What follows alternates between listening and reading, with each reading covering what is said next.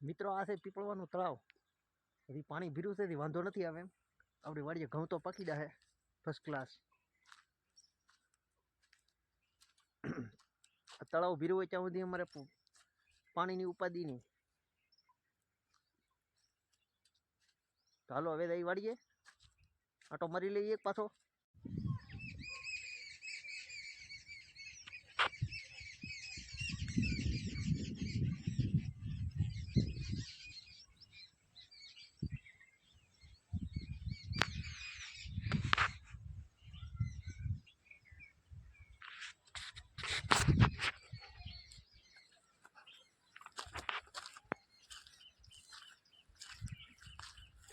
વાડી આવી ગયા થઈ.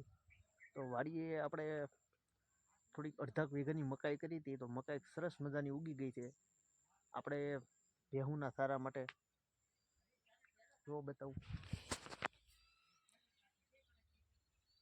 કેમ પણ પાટલે એમ ઉગી તેવો કાંઈ ઘટે નહીં.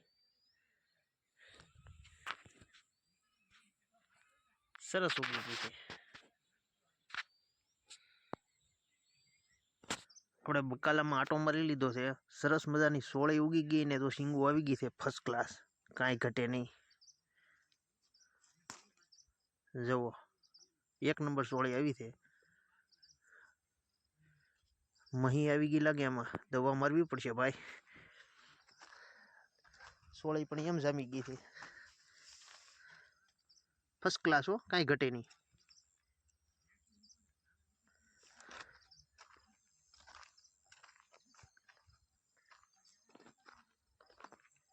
સરસ મજાની ઉગી ગઈ છે.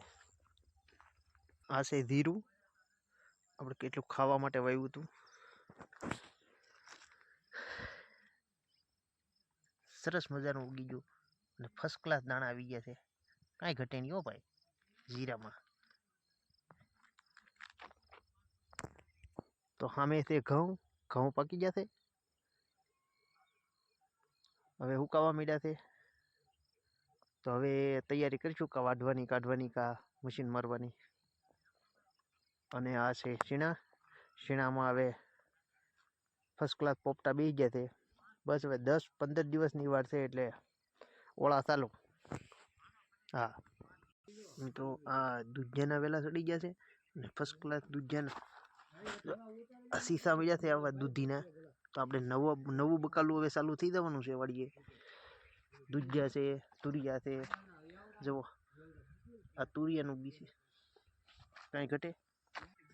આ તુરિયા ચાલુ થઈ ગયા છે. હવે સીસા આવી ગયા છે ફર્સ્ટ ક્લાસ, કાંઈ ઘટે નહીં. એવા ઘીવડાય ચાલુ થઈ જાય ભાઈ.